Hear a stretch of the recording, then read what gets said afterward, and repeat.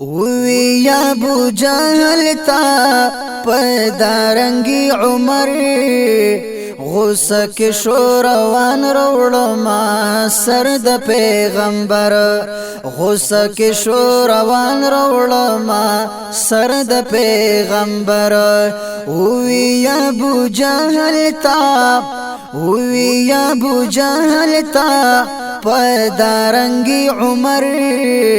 غصه کې شو روان روړما سر د پیغمبر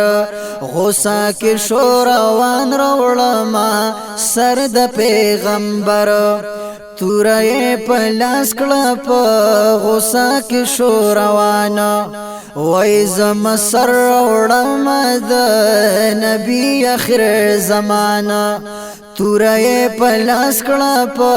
غصه کې شو روان وای زم سر روړما د نبی اخر زمانہ پلار کې ورلا ورغه یو خل شان بشر غصه کې شو روان روړما سر د پیغمبر وی یا ابو جهل تا پدارنگی عمر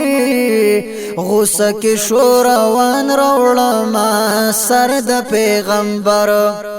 هغه ورته ویلی چې عمر څه خبر دی غصه کې روان درته پیښ شوی څه خطر دی هغه ورته ویلی چې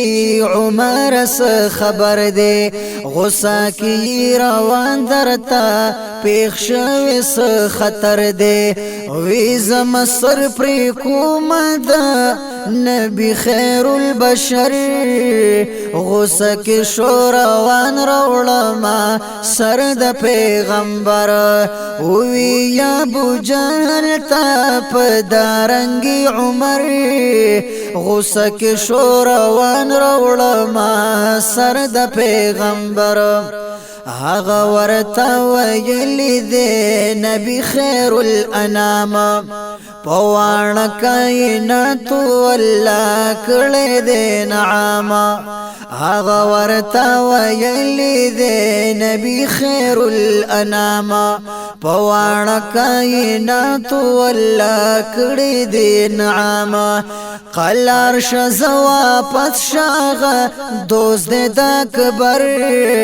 غصه کې شو روان روړما سر د پیغمبر وی یا ابو جهل تا پدارنگی عمر غصه کې شو روان روړما سر د پیغمبر عمر ورته بیا وی جوړې تی مسلمان تا هم جوړ راوړې دې هغه باندې ایمان عمر ورته بیا وی جوړې تی مسلمان تا هم جوړ راوړې دې هغه باندې ایمان دغه نه باندې سر پرې کړم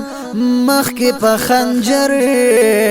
غصه کې شو روان روړما سر د پیغمبر وی ابو جهل تا پدارنگی عمر غصه کې شو روان روړما سر د پیغمبر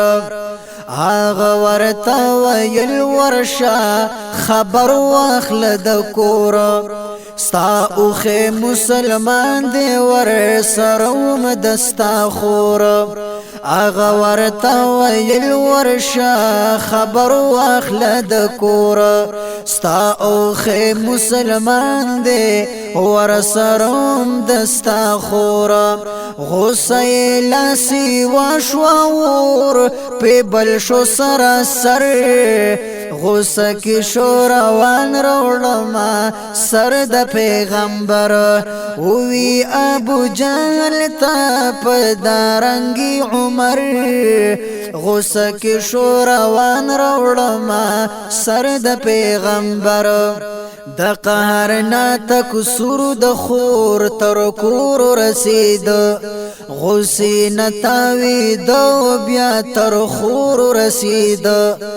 د قهر نه تکسر د خور تر کور رسید غصې نه تاوید بیا تر خور رسید سپیړی ورلا ورکړه کړه وینه تر بهر غصه کې شو روان روړما سر د پیغمبر وی یا ابو جهل تا په دارنګي عمر غصه کې شو روان روړما سر د پیغمبر نو خور ورته بیا ویل داسې په شتاب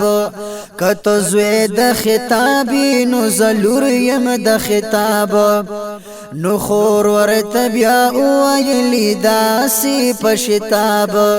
کته زوی د خطابي نو زلور یم د خطاب کته یو غیرتی زیم ډک سر په سر غصه کې شو روان روړما سر د پیغمبر وی یا ابو جهل تا په دارنګي عمر